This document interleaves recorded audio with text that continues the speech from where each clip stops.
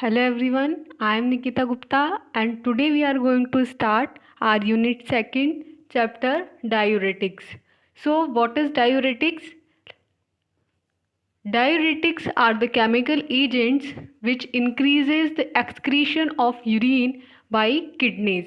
Means कि diuretics जो हैं वो ऐसे केमिकल एजेंट्स होते हैं जो कि किडनी से यूरिन के एक्सक्रीशन को बढ़ा देते हैं. They lead to secretion of excess water and salts that accumulate in tissues and urine results decrease in body fluid, especially the extracellular fluid. So diuretics are used in management of heart failure, edema and hypertension. Means कि diuretics क्या हैं? Diuretics वो agent हैं जो कि kidney से urine के excretion को बढ़ा देते हैं, ज़्यादा से ज़्यादा यूरिन को एक्सक्रीट आउट करते हैं. इस तरीके से ये क्या करते हैं, जो वाटर है और जो सॉल्ट्स हैं उनके सिक्रीशन को बढ़ा देते हैं. मीन्स कि वो ज़्यादा सिक्रीट होगा और सिक्रीट होकर के एलिमिनेट होगा, जो कि कहाँ एक्यूमुलेटेड था पहले, टिश्यूज़ में और यूरिन में. मीन्स कि यूरिन में हमारे जो वाटर है, सॉल्ट्स हैं, टिश्यूज़ में स्टोर्ड है वाटर, वो क्या होगा, इस तरीके से एक्सक्रीट आउट होगा. और इसका रिजल्टेंट क्या होगा कि बॉडी के अंदर स्पेशली एक्स्ट्रा सेलुलर फ्लूइड्स के अंदर वाटर जो है वो कम हो जाएगा, सॉल्ट जो है वो कम हो जाएगा. तो बेसिकली ये क्या करते हैं, वाटर और सॉल्ट का जो लेवल है टिश्यूज़ के अंदर, बॉडी फ्लूइड के अंदर, उसे कम करते हैं. सो इस तरीके से ये जो डायरेटिक्स हैं ये हार्ट फेलियर, एडिमा और हाइपरटेंशन के मैनेजमेंट के लिए, इनको ट्रीट आउट करने के लिए यूज़ किए जाते हैं. So this is all about diuretics. Next one is, अगर हम समझें कि डायूरेटिक्स बेसिकली किस पे वर्क करते हैं, तो डायूरेटिक्स नेफ्रॉन पे वर्क करते हैं. तो इसलिए हमें पहले नेफ्रॉन को और नेफ्रॉन की स्ट्रक्चर को समझना ज़रूरी है. तो इसके अंदर सबसे फर्स्ट पार्ट है ग्लोमेरुलस. ग्लोमेरुलस से बाद सेकंड पार्ट आता है PCT, which is known as proximal convoluted tubules, जिन पर कौन एक्ट करता है, कार्बोनिक एनहाइड्रेज इनिबिटर्स. देन आता है आपके loop of Henle. Loop of Henle के अंदर thick ascending limb, the loop of Henle of loop diuretics. And इसके बाद यहाँ आती है, this is second descending loop of Henley. ये जो इसका ऊपर वाला पार्ट है ये आता है renal cortex. This is outer medulla and this is inner medulla. Then आती है आपकी DCT, that is distal convoluted tubules, जिन पे थायराइड डायूरेटिक्स एक्ट करते हैं. एंड देन आती है आपकी कलेक्टिंग डक्ट, जिन पे कौन एक्ट करते हैं, एल्डोस्टेरोन एंटागोनिस्ट. तो इस तरीके से ये हमारा नेफ्रॉन है. नेफ्रॉन के डिफरेंट सब पार्ट्स हैं, like glomerulus, PCT, DCT and loop of Henley. और इनके डिफरेंट पार्ट पे डिफरेंट ड्रग्स जो हैं एक्ट करती हैं और एक्ट करके डायूरेसिस एक्शन शो करती हैं. नेक्स्ट आते हैं classification of diuretics. So diuretics को उनके एक्शन के बिहाफ पे फर्दर क्लासिफाई किया गया है 5 क्लासेस में, जिसमें फर्स्ट क्लास है कार्बोनिक एनहाइड्रेज इनिबिटर्स, जिनके अंदर ड्रग्स आती हैं acetazolamide, methazolamide and dichlorphenamide. Second class है थायाजाइड डायूरेटिक्स, जिसके अंदर ड्रग्स आती हैं chlorothiazide, hydrochlorothiazide, hydroflumethiazide, cyclothiazide, bendroflumethiazide, polythiazide, indapamide, chlorthalidone, quinethazone and metolazone. Next third class is loop diuretics और हाई सीलिंग डायूरेटिक्स. सो इसके अंदर ड्रग्स आएगी furosemide, bumetanide and ethacrynic acid. Next fourth class is osmotic diuretics, जिसके अंदर drugs आती हैं mannitol, urea, glycerol और isosorbide. Next the fifth class is potassium sparing diuretics, जिसके अंदर ड्रग्स हैं spironolactone, triamterene and amiloride. So these are the classes and drugs of diuretics. Now अब हम इसकी हर क्लास को डिटेल में स्टडी करेंगे. सो हमारी फर्स्ट क्लास है carbonic anhydrase inhibitors.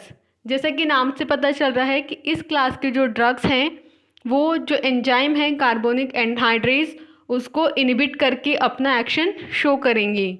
So carbonic anhydrase is an enzyme which is involved in the conversion of CO2 and HO2 into H plus and HCO3 minus. Then H plus is exchanged with sodium ion while HNO3 gets reabsorbed. Means कि जब CO2 और H2O है हमारा, इसमें reversible reaction होती है इन the presence of carbonic anhydrase और बनता है H2CO3 जो further H plus and HCO3 minus में उसका ब्रेक डाउन हो जाता है. नाउ अब क्या होगा कि ये जो H प्लस है इसका तो सोडियम के साथ एक्सचेंज होगा और ये HCO3 माइनस है ये रीअब्जॉर्ब हो जाएगा. तो इस तरीके से कार्बोनिक एनहाइड्रेज एंजाइम अपना एक्शन शो करता है. अब blockage of this enzyme decreases the exchange of H plus N plus ion and hence make the urine more alkaline and there is large excretion of sodium and HCO3 minus. Means कि अब क्या हुआ, इस enzyme का inhibition हो गया क्योंकि हमने इसे ब्लॉक कर दिया. जो कार्बोनिक एनहाइड्रेज इनिबिटर्स हैं वो इस एंजाइम को ब्लॉक कर देंगे. तो उसकी वजह से क्या होगा, H plus N plus ion का जो एक्सचेंज हो रहा था वो रुक जाएगा और इसकी वजह से जो यूरिन है वो मोर अल्कलाइन हो जाएगा क्योंकि H प्लस और N प्लस का एक्सचेंज नहीं हुआ तो सोडियम जो है वो एक्सक्रीट नहीं हुआ तो यूरिन कैसा हो गया, alkaline. And there is a large excretion of Na plus and HCO3 minus. और पहले तो H प्लस के साथ एक्सचेंज हो रहा था सोडियम का तो सोडियम जो है वो सेव हो रहा था, लेकिन अब क्योंकि एक्सचेंज नहीं हो पा रहा है इस वजह से Na प्लस का और HCO3 माइनस का लार्ज अमाउंट में एक्सक्रीशन होगा और inhibition of carbonic anhydrase inhibits the reabsorption of HCO3 minus and hence accumulation of H3O minus in tubular lumen. Means कि हमने कहा कि पहले जो नॉर्मल फिजियोलॉजी हो रही थी उसके अंदर H प्लस और Na प्लस का एक्सचेंज हो रहा था तो क्योंकि एंजाइम इनिबिट हुआ तो उसकी वजह से वो एक्सचेंज रुक गया जिसकी वजह से सोडियम जो है वो अब लार्ज अमाउंट में एक्सक्रीट होगा. एंड सेकेंड थिंग क्या होगी कि HCO3 जो था वो भी रीअब्जॉर्ब हो रहा था. अब क्योंकि ये एंजाइम इनिबिट हो गया तो इसकी वजह से HCO3 भी जो है उसका रीअब्जॉर्प्शन नहीं हो पाएगा और ल्यूमिन में वो एक्यूमुलेट हो जाएगा. So this is how carbonic anhydrase inhibitors work. Next is इसके अंदर ड्रग्स. सो फर्स्ट ड्रग जो हम इसके अंदर स्टडी कर रहे हैं दैट इज़ एसिटाजोलामाइड. एंड इसकी स्ट्रक्चर अगर हम देखें तो ये है एसिटाजोलामाइड की स्ट्रक्चर जिसके अंदर N5 सल्फोमाइल 135 थायाएजोल 2-आइल एसिटामाइड. मीन्स कि फिफ्थ पोजीशन पे क्या है, सल्फोमाइल और ये नाइट्रोजन से क्योंकि कनेक्टेड है this is the main moiety. Main moiety हमारी एसिटामाइड के नाइट्रोजन से अटैच है. फिर 5 सल्फोनामाइल 135 थाया डाइएजोल 2-आइल. देन आती है इसकी प्रॉपर्टीज़. तो अगर एसिटाजोलामाइड की फिजिकल प्रॉपर्टीज़ की हम बात करें तो it is white crystalline powder slightly soluble in water, यानी कि इसका कलर कैसा है, वाइट. नेचर है इसका क्रिस्टलाइन और पाउडर की फॉर्म में ये हमें मिलता है. ये जो पाउडर है इसका ये वाटर के अंदर स्लाइटली सॉल्युबल होता है. नेक्स्ट आती है इसकी pharmacokinetic properties. So it is rapidly absorbed after oral administration and it is not metabolized and excreted unchanged in urine. Means कि ये जो है ऑरल एडमिनिस्ट्रेशन पे रैपिडली अब्जॉर्ब हो जाएगा. मीन्स कि आप इसे ऑरली रूट से देंगे और जब हम ऑरली रूट से देंगे तो ये इसका इजीली अब्जॉर्प्शन होता है. अब्जॉर्प्शन होने के बाद ये डिस्ट्रीब्यूट होगा लेकिन उसके बाद इसका मेटाबॉलिज्म नहीं होगा. ये फर्दर मेटाबोलाइट में कन्वर्ट नहीं होगा, बल्कि अनचेंज फॉर्म में ही ये यूरिन से एक्सक्रीट आउट हो जाएगा। सो this is all about acetazolamide. Next one is synthesis of acetazolamide. So acetazolamide की सिंथेसिस में 3 स्टेप्स होते हैं। फर्स्टली जो स्टार्टिंग मटेरियल है that is 2 amino 1,3,4 thiazole 5 thiol। So this is the starting material. जब इस पे रिएक्शन होती है CH3CH2 होल ट्वाइस O की, तो इसके प्रेजेंस में ये जो इसका NH2 ग्रुप है ये फर्दर कन्वर्ट हो जाता है एसिटामाइड ग्रुप के अंदर, यानी कि इसका एक हाइड्रोजन जो है इसके CH3COOH के साथ कनेक्ट होकर के CH3COOH यहाँ से एलिमिनेट होगा और यहाँ पे COCH3 आके कनेक्ट हो जाएगा। Then in the second step H2O and Cl2 means कि वाटर के प्रेजेंस में और क्लोरीन की प्रेजेंस में इसमें रिएक्शन होगी क्लोरीन के साथ। तो यहाँ पे जो SH ग्रुप प्रेजेंट है, थायोल ग्रुप प्रेजेंट है, ये कन्वर्ट होगा CSO2 के अंदर। And then in the third step amine की प्रेजेंस में, अमोनिया के प्रेजेंस में, NH3 के प्रेजेंस में क्या होगा, फर्दर आपका एसिटाजोलामाइड सिंथेसाइज हो जाएगा। सो अगर हम एसिटाजोलामाइड के सिंथेसिस की बात करें तो 3 स्टेप में होगा। पहले 2 अमीनो 1,3,4 thiazole 5 thiol हमारे पास स्टार्टिंग मटेरियल है। इस पे रिएक्शन होगी CH3CO होल ट्वाइस O की। देन Cl2 की रिएक्शन होगी in the presence of water and then ammonia की रिएक्शन होगी and the resultant product will be acetazolamide. Next है इसका mechanism of action. So it inhibits the carbonic anhydrase causing reduction of hydrogen ions for active transport in the tubular lumen, which leads to excretion of bicarbonates, sodium, potassium and water। Means कि acetazolamide क्या करता है, carbonic anhydrase enzyme को inhibit करता है। इसको inhibit करके ये हाइड्रोजन आयंस जो हैं उनको रिड्यूस करता है, क्योंकि जैसा हमने देखा कि कार्बोनिक एनहाइड्राइज अगर इनिबिट हुआ तो फर्दर H2SO4 नहीं बनेगा, सॉरी H2CO3 नहीं बनेगा और उससे फर्दर H+ और HCO3- नहीं बन पाएगा। तो इस तरीके से H+ आयन की कॉन्सेंट्रेशन जो है वो कम हो जाएगी, जिससे कि ये जो H+ आयन है ये एक्टिव ट्रांसपोर्ट के थ्रू ट्यूबुलर ल्यूमेन के अंदर इसका रिडक्शन होगा, जिसकी वजह से bicarbonate ion, sodium ion, potassium ion और वाटर का एक्सक्रीशन जो है वो होने लग जाएगा। मीन्स कि अगर carbonic anhydrase enzyme properly work कर रहा होता तो सोडियम और बाइकार्बोनेट आयन, वाटर ये सब सेव हो जाते, लेकिन इसके इनिबिशन की वजह से इनका एक्सक्रीशन होगा। तो इस तरीके से इसका यूज़ किसके लिए किया जाता है, it is use in the treatment of glaucoma and drug induced edema। It is also used as an anti-convulsant for the therapy of epilepsy। Means कि फर्स्टली तो इसका यूज़ किया जाता है ग्लूकोमा के ट्रीटमेंट के लिए, सेकेंडली इसका यूज़ किया जाता है ड्रग इंड्यूस्ड एडिमा के लिए, देन इसका यूज़ किया जाता है एपिलेप्सी के ट्रीटमेंट में एंटी कन्वर्जेंट ड्रग की तरह। तो this is all about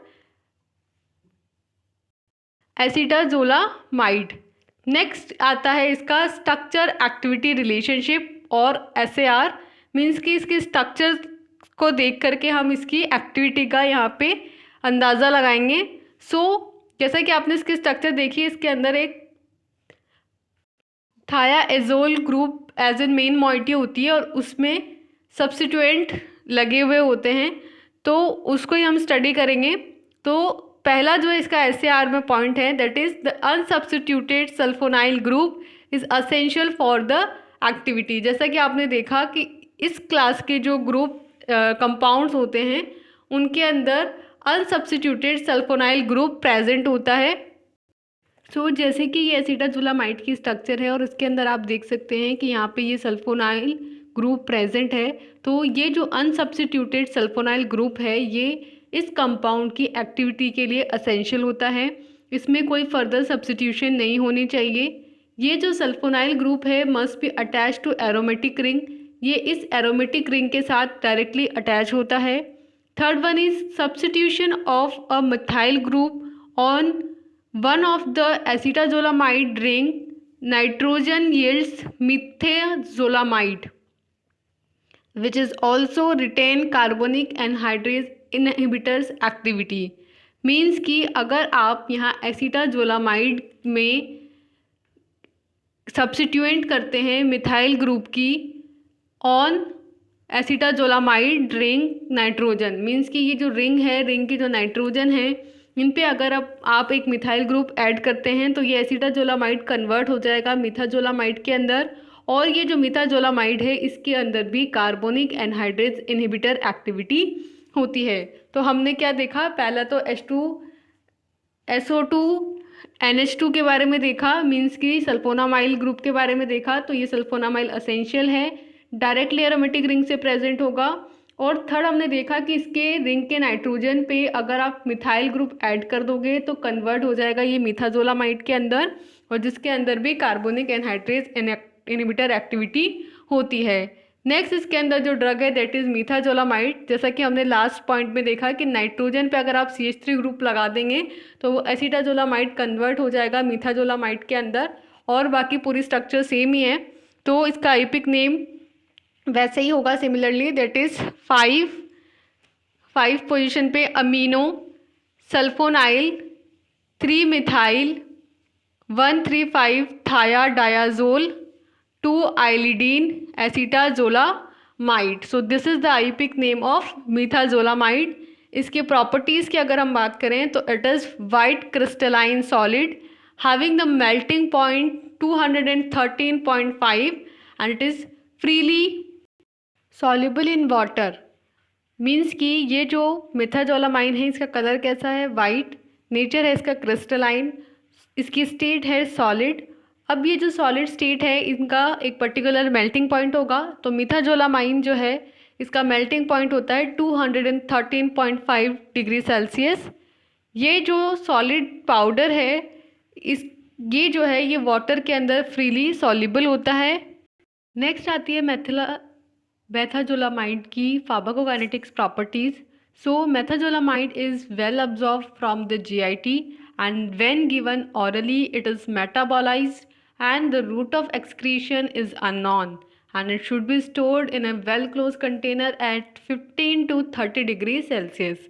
means अगर हम इसके फार्माकोकाइनेटिक्स की बात करें दैट इज़ ADME, तो इसका जो अब्जॉर्प्शन होता है वो GIT रूट से होगा और ये वेल अब्जॉर्ब होंगे GIT रूट से। देन इसको ऑरली इसका एडमिनिस्ट्रेशन किया जाएगा, क्योंकि ऑरली रूट से जब देंगे तभी ये GIT से पास होगा तो इसका अब्जॉर्प्शन होगा। अब्जॉर्प्शन होने के बाद ये मेटाबोलाइज होगा, मेटाबोलाइज होने के बाद ये एक्सक्रीट आउट होगा, बट इसका रूट जो है एक्सक्रीशन का वो अभी तक नहीं पता है। देन इसे जो है वेल क्लोज कंटेनर में 15 to 30 डिग्री सेल्सियस पे स्टोर करके रखना होता है। ज़्यादा टेम्परेचर पे ये डिग्रेड हो जाएगा। तो इसमें एक ध्यान रखने वाला पॉइंट है कि इसे स्टोर करना है 15 to 30 डिग्री सेल्सियस पे। नेक्स्ट हमारी ड्रग आती है दैट इज़ डाइक्लोरोफिनामाइड। तो जैसा कि नाम से पता चल रहा है कि इसमें डाइक्लोरो मीन्स कि 2 क्लोरीन ग्रुप प्रेजेंट होंगे, फिनामाइड मीन्स कि फिनाइल ग्रुप, और अमाइड ग्रुप प्रेजेंट होंगे 2। तो इसका नाम होगा आयुपिक 4,5 डाइक्लोरो, मीन्स कि इसमें जो 2 क्लोरीन हैं वो 4th और 5th पोजीशन पे हैं। सो 4,5 डाइक्लोरो 1,3 बेंजीन डाइसल्फोनामाइड, और इसके अंदर जो सल्फोनामाइड ग्रुप है ये 1 और 3rd पोजीशन पे हैं और मेन मोइटी है इसके अंदर benzene. So it's name is 4,5 dichloro 1,3 benzene disulfonamide. Next आती हैं इसकी properties. So it is white और almost white, crystalline powder having melting point 228.5 degree Celsius, slightly characteristic odor, practically insoluble in water and soluble in alkaline solution। तो इसका जो colour है वो white to almost white है। Nature है इसका crystalline, solid powder की फॉर्म में ये मिलता है। इसका जो मेल्टिंग पॉइंट होता है वो 228.5 डिग्री सेल्सियस होता है। इसका ऑर्डर जो है वो स्लाइटली कैरेक्टरिस्टिक सा होता है, इसका एक पर्टिकुलर ऑर्डर होता है। ये जो होता है ये वाटर के अंदर प्रैक्टिकली इनसॉल्युबल होता है, लेकिन अल्कलाइन सॉल्यूशन के अंदर ये सॉल्युबल हो जाता है। So this is all about physical characteristics of dichloropheniramide. Now next is mechanism of action. So अगर डाइक्लोरोफिनामाइड के mechanism of action की बात करें तो its action is similar to acetazolamide, but it causes excretion of less bicarbonate and more chlorine ion along with sodium ion. Means कि ये भी क्या करता है, बेसिकली जो कार्बोनिक एनहाइड्रेज एंजाइम है उसी को इनिबिट करके अपना एक्शन शो करता है। लेकिन जैसे आपके जो एसिटाजोलामाइड था वो बाइकार्बोनेट और सोडियम पोटेशियम का एक्सक्रीशन को ज़्यादा प्रमोट कर रहा था, वैसे ये नहीं करता है, ये बाइकार्बोनेट्स का लेस एक्सक्रीशन करवाता है और क्लोराइड आयंस का मोर एक्सक्रीशन करवाता है सोडियम आयंस के साथ में। देन आते हैं इसके uses. So it is use in the treatment of glaucoma. Second, it is effective in cases of therapy resistance epilepsy and it is also use as diuretics. Of course diuretics में पढ़ रहे हैं तो इसका मेन यूज़ तो diuretic हुआ। इसके अलावा ये ग्लाइकोमा के ट्रीटमेंट के लिए भी यूज़ किया जाता है और एपिलेप्सी जो है उसके ट्रीटमेंट के लिए भी ये इफ़ेक्टिव होता है। सो अगर मैं समअप करूँ हमारे आज के वीडियो लेक्चर को, तो हमने स्टार्ट किया था डायूरेटिक्स, जिसके अंदर हमने देखा कि डायूरेटिक्स वो एजेंट हैं जो डायूरेसिस कोज करते हैं, यानी यूरिन के एक्सक्रीशन को बढ़ा देते हैं। अब कब ऐसी कंडीशन आती है जब यूरिन का एक्सक्रीशन बढ़ना होता है, तो इस तरीके से जब यूरिन का ये एक्सक्रीशन बढ़ाएंगे तो हाइपरटेंशन और जो कार्डियक डिजीज़ हैं, कार्डियक वर्कलोड हैं, उसको ये कम करते हैं। नेक्स्ट हमने स्टडी किया इन डायूरेटिक्स का क्लासिफिकेशन और हमने देखा कि ये डायूरेटिक्स लूप ऑफ हेनले पे, पीसीटी, डीसीटी, ग्लोमेरुलस और कलेक्टिंग डक्ट पे एक्ट करते हैं। तो हमने उसको बाय डायग्राम स्टडी किया, डायूरेटिक्स का क्लासिफिकेशन देखा, जिसके अंदर हमने 5 क्लासेस डिस्कस करी, that is carbonic anhydrase inhibitors, thiazide diuretics, loop diuretics और high ceiling diuretics, then potassium sparing diuretics and last one is osmotic diuretics. फिर हमने हमारी फर्स्ट क्लास स्टडी करना स्टार्ट किया, that is carbonic anhydrase inhibitors. इस class का हमने action करने का मैकेनिज्म देखा कि कैसे ये एक्ट करती हैं। देन इसके अंदर हमने ड्रग स्टार्ट करी और हमारी फर्स्ट ड्रग थी एसिटाजोलामाइड, जिसकी हमने स्ट्रक्चर, उसकी प्रॉपर्टीज़, उसका मैकेनिज्म ऑफ एक्शन, उसका यूजेज और उसके एसएआर को स्टडी किया। देन हमने सेकेंड ड्रग पढ़ी मेथाजोलामाइड, जिसमें हमने देखा कि जब नाइट्रोजन पे मिथाइल ग्रुप हम ऐड कर देते हैं एसिटाजोलामाइड के, तो मेथाजोलामाइड सिंथेसाइज होती हैं। देन हमने थर्ड ड्रग देखी डाइक्लोरोफिनामाइड और इसके स्ट्रक्चर, मैकेनिज्म, प्रॉपर्टीज़ और यूजेस को स्टडी किया। So this is all about first class carbonic anhydrase inhibitors. Next class में हम स्टार्ट करेंगे थायजाइड डायूरेटिक्स को। So for now, thank you and all the best.